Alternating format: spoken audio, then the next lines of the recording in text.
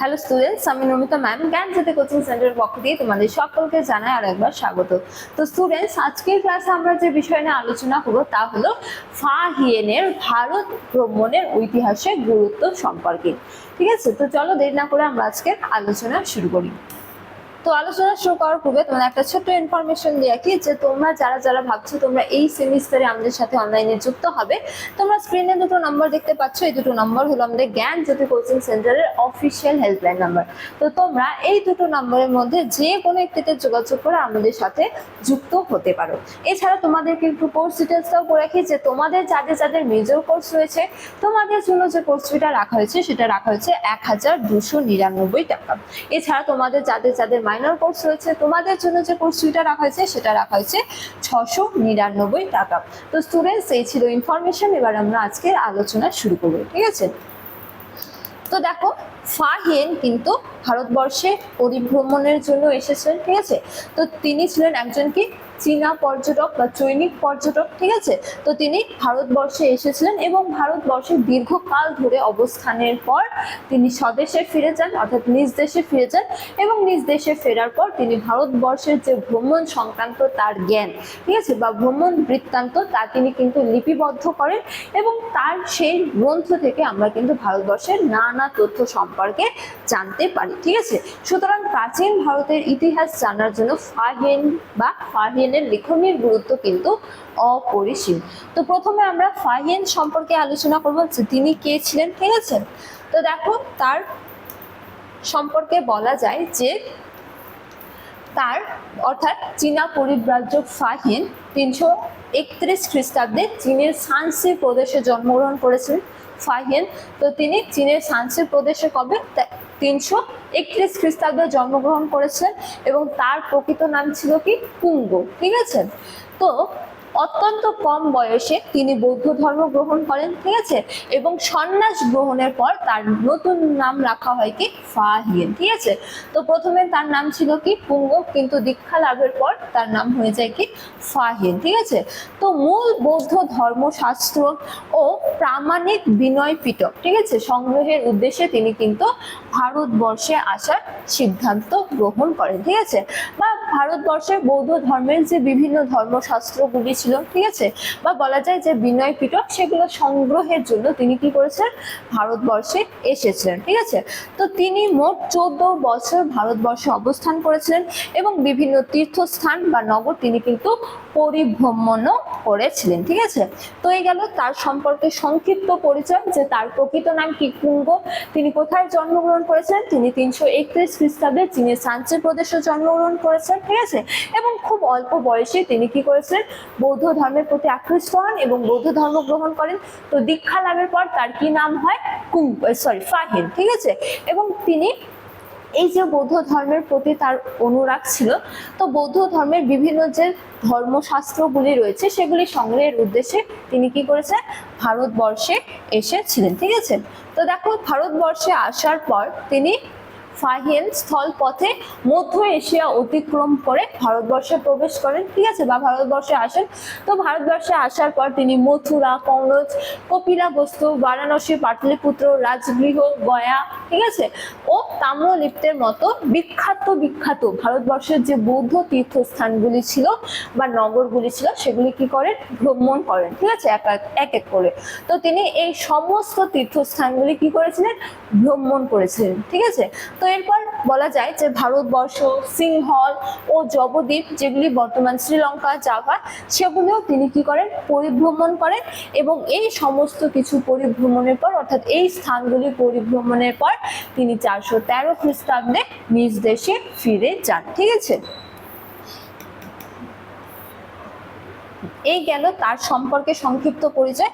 এবারে আমরা আলোচনা করব তার রচনার ঐতিহাসিক গুরুত্ব সম্পর্কে, অর্থাৎ আমরা তার রচনা থেকে কি কি জানতে পারি। ঠিক আছে, তো তিনি আনুমানিক 413 থেকে 414 খ্রিস্টাব্দ পর্যন্ত স্বদেশে বা নিজ দেশে ফিরে যান চীনে এবং নিজ দেশে ফেরার পর তিনি এই যে তীর্থস্থানগুলি পরিভ্রমণ করেন, ঠিক আছে, বা ভারতবর্ষ সম্পর্কে নানা তথ্যগুলি যে অর্জন করেন সেগুলি তিনি লিপিবদ্ধ করেন, অর্থাৎ গ্রন্থ রচনা করেন। ঠিক আছে, ফা হিয়েন, এবং সেই গ্রন্থের নাম কি ফু কুও কিম। ঠিক আছে, এখানে ফু হবে তো তোমরা একটু এটা ঠিক করে নিও। তো ফু কুও কিং, ঠিক আছে, তার গ্রন্থের নাম কি ফু কুও কিং। তো এই গ্রন্থ থেকে আমরা কিন্তু প্রাচীন ভারতের নানা তথ্য জানতে পারি, ঠিক আছে। যেমন দেখো বলা হয়েছে যে স্বদেশে প্রত্যাবর্তন করে 1414 খ্রিস্টাব্দে ফাহিয়েন তার বিখ্যাত গ্রন্থ ফু কুও কিং, এখানে একটু গন্ডগোল আছে, ফু কুও কিং রচনা করেন এবং এই গ্রন্থ আকারে লিপিবদ্ধ করেন। তো এটি বৌদ্ধ রাজত্বের প্রত্যক্ষ বিবরণী হিসেবে বিশ্ববিখ্যাত, ঠিক আছে। তো আর তার গ্রন্থ সম্পর্কে আরো বলা যায় যে প্রাচীন ভারতের ইতিহাস রচনার ক্ষেত্রে বিশেষত গুপ্ত সম্রাট দ্বিতীয় চন্দ্রগুপ্তের রাজত্বকাল মূল্যায়নে এই গ্রন্থটি অত্যন্ত নির্ভরযোগ্য ও কি নিরপেক্ষ ঐতিহাসিক উপাদান। তো এখানে একটা তথ্য অ্যাড করে নিও যে তিনি কিন্তু গুপ্ত সাম্রাজ্যের অর্থাৎ গুপ্ত শাসনকালে ভারতবর্ষে এসেছিলেন, মূলত গুপ্ত রাজা দ্বিতীয় চন্দ্রগুপ্তের সময়কালে তিনি কিন্তু ভারতবর্ষে এসেছিলেন।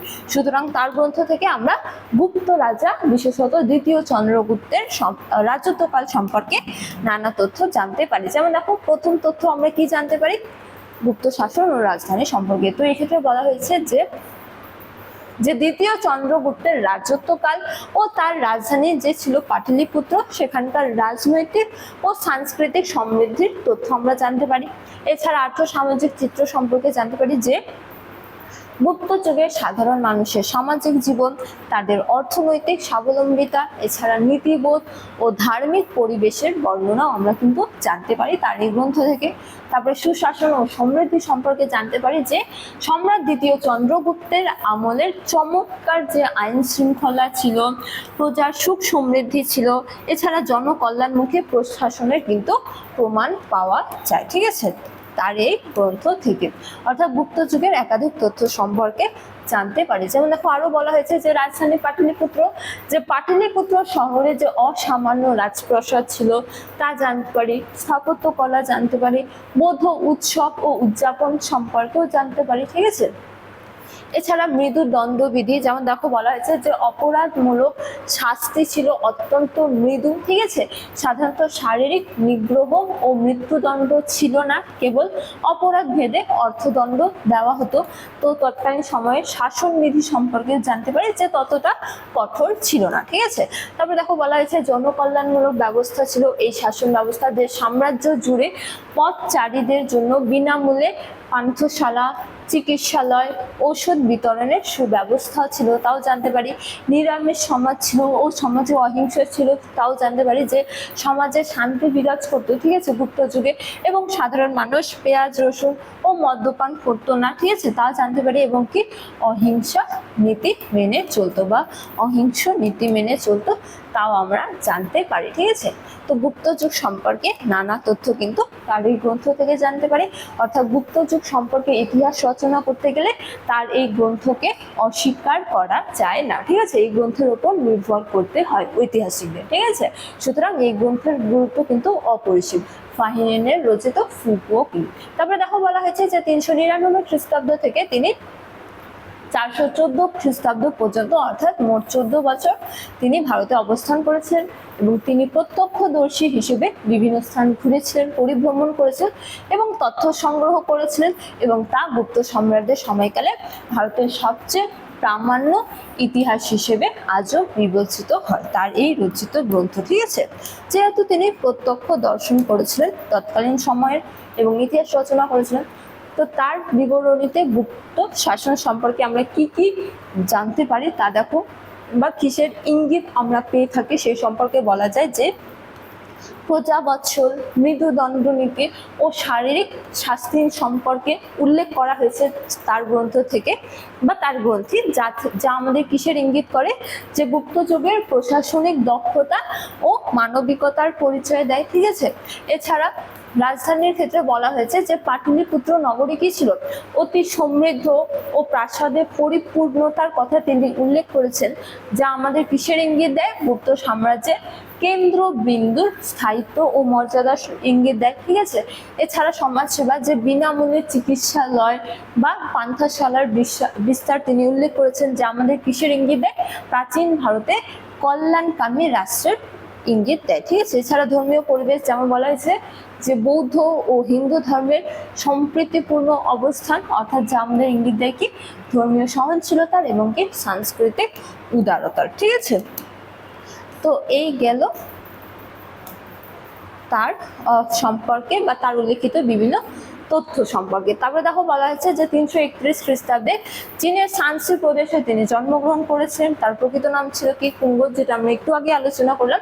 তারপরে 399 খ্রিস্টাব্দে বৌদ্ধ শাস্ত্র অনুধাবনের জন্য তিনি ভারতবর্ষে যাত্রা শুরু করেছিলেন এবং 405 থেকে 411 খ্রিস্টাব্দ পর্যন্ত তিনি পাটলিপুত্র এবং অন্যান্য যে বৌদ্ধ তীর্থস্থানগুলি ছিল তা তিনি পরিভ্রমণ করেছিলেন। ঠিক আছে, এরপর 413 থেকে 414 খ্রিস্টাব্দে তিনি স্বদেশ অর্থাৎ নিজ দেশ অর্থাৎ চীনে প্রত্যাবর্তন করেছিলেন এবং সেখানে গিয়ে তিনি গ্রন্থ রচনা করেছিলেন কি ফু কুও কিং। তো এটি হলো একটি কুইক রিভিশন। ঠিক আছে, তো স্টুডেন্টস এই ছিল আজকের আলোচনা ফাহিয়েন সম্পর্কে, তার রচিত গ্রন্থ এবং তার রচিত গ্রন্থের গুরুত্ব সম্পর্কে। তো আজকের আলোচনার ক্লাস এতটাই, তোমাদের সাথে দেখা হবে পরবর্তী ক্লাসে। তখন তোমরা সকলে ভালো থাকো, সুস্থ থাকো। Thank you.